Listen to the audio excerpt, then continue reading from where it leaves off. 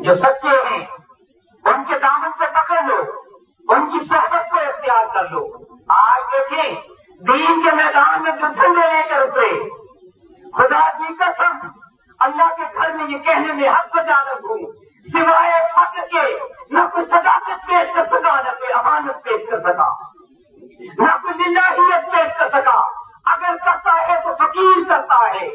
ارے کیوں کاش کی روٹی باؤ فریب سے بازی، صرف اس لیے اپنے نفس کو بار بار کہتے کہ رکھی سکھی کھا پڑا، گھرے تو پانی پی، نہ ویک پڑائیاں چوپڑیاں سے نہ سامی تھی۔ اپنے نفس سے فرماتے اور نہ دنیا کی طرف سے، جو تجھے رب نے دیا ہے تیرے لیے کافی ہے۔ اور یہی نہیں، وہ بلکہ ایک بزرگ کے پاس جب بایزید بستانی رحمۃ اللہ علیہ آئے، آپ نے پوچھا بایزید تیرے زہد کا کیا معیار ہے؟ آئے میں آپ کو بتاؤں فقر کی کیا شان ہے۔ پوچھا بایزید تیرے زہد کا کیا معیار ہے؟ عرض کیا کہ حضور مل جائے تو شکر کرتے ہیں، نہ ملے تو صبر کرتے ہیں۔ آپ نے فرمایا بس یہ تو ہمارے بل کے کتوں کا بھی یہ مقام ہے، انہیں مل جاتا ہے تو شکر کرتے ہیں، نہیں ملتا تو صبر کرتے ہیں۔ پوچھا حضور آپ کا کیا دوست کا معیار ہے؟ آپ نے قرآن سورۃ حشر کی آیت تلاوت کی، وَيُسِرُّونَ عَلَىٰ أَنفُسِهِمْ وَلَوْ كَانَ بِهِمْ خَصَاصَةٌ۔ مجھے اللہ نے وہ مقام بخشا ہے، نہ ملے تو صبر کر دیتا ہوں، مل جائے تو تقسیم کر دیا کرتا ہوں۔ نہ ملے تو صبر ہے، مل جائے تو تقسیم کر دیتے ہیں۔ یہ فقر اللہ کا وہ اصلی حال ہے۔ ارے ساری زندگی آپ پوری تاریخ اٹھا کر دیکھیں، آپ کے غیر مطلب میں بھی عدل کرنے والے مل جائیں گے لیکن احسان کرنے والے نہیں ملیں گے۔ ایسے لوگ آپ کو نہیں ملیں گے، اور جو خود کھل کے رہ کر دوسروں پہ پیڑ بھرتے ہوں، جو خود چیچے پہن کر ننگوں پہ پتنگ دھامتے ہوں، اور جو خود پہ آرام ہو کر دوسروں کو آرام دیتے ہوں، اگر کر سکتے ہیں تو رسول کے دیوانے کر سکتے ہیں، کوئی اور نہیں کر سکتا۔ یہ مثالیں اگر دی تو ان لوگوں نے بھی جو اس کے متفاوت ہوئے ہوئے تھے، جنہیں ماسما سے مستقبل میں بے نیاز کر دیا گیا تھا۔ عزیزان گرامی، یہ سارے کے سارے جتنے بھی دنیا میں انبیاء کے بعد اولیاء کرام آئے، یہ دین کو سر بلند کرنے کے لیے آئے۔ جب دنیا کی نظر چکا چوک تہذیب پر ہوتی تھی، جو فقیرانہ لباس پہنتے لوگ دنیا کی خواہشات کے پیچھے ہوتے، یہ اللہ کی رضا کے محور کے گرد گھوم رہے ہوتے تھے۔ لوگوں کو یہی بتاتے، اپنے عمل سے ثابت کرتے، اور دیکھو خالی ہاتھ بیٹھے ہیں لیکن کونین کے خزانوں کے وارث ہیں۔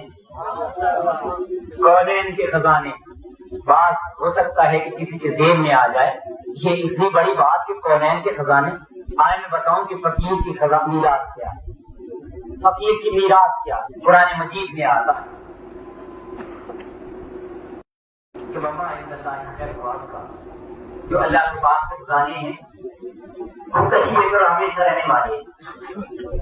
یہ جو آمن ان لوگوں کے لیے جو ایمان لائے، مانا کو ان کا توکل اور اپنے رب کے اوپر توکل کرتے ہیں۔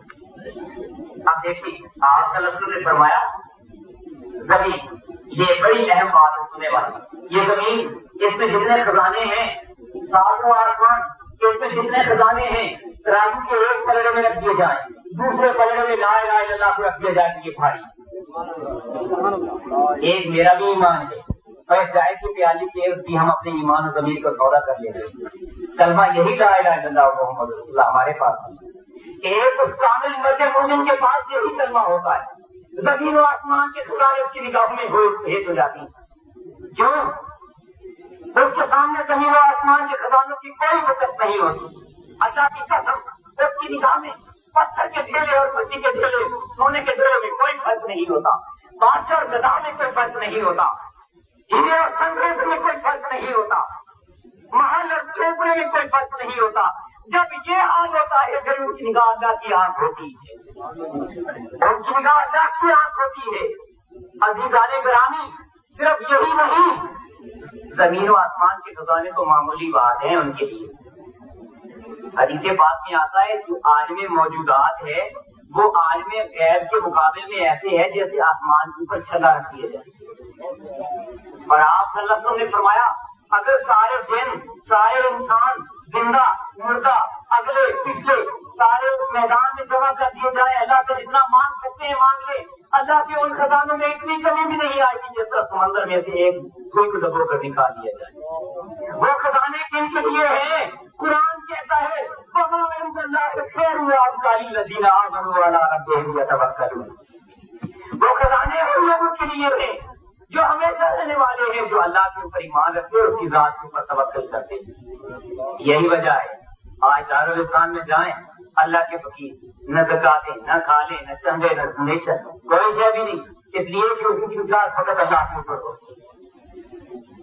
آئے وہ ان خزانوں پہ بھی نہیں دیکھتے، اس لیے کہ اس کی نگاہ فقط اللہ کی ذات پہ ہوتی ہے۔ اور اللہ کا یہ وعدہ ہے جو میرا ہو گیا میں اس کا ہو گیا، اور جس کا وہ ہو گیا خدائی کاری اس کی ہو گئی۔ یہ اس کا اپنا فرمان ہے، کسی اور کی بات نہیں۔ خود اللہ فرماتے ہیں جو میرا ہو گیا میں اس کا ہو گیا، اور جس کا اللہ ہو جاتا ہے خدائی کاری اس کی ہو جاتی ہے۔ یہی وجہ ہے کہ فقیر خالی ہاتھ ہو کر بھی کون مکان کے وہ مختار مالک ہونے کے باوجود بھی خالی ہاتھ ہو کر یہ لوگوں کو بتایا کرتا ہے کہ دیکھیں خدا ہے جس کے اوپر میں نے توکل کیا، میں نے توکل کیا ہے۔ اور دنیا کے پیچھے مارے مارے پھرنے والوں، اللہ کے تو لا خدا نے جو تمہارے لیے کیوں نہیں لیتے؟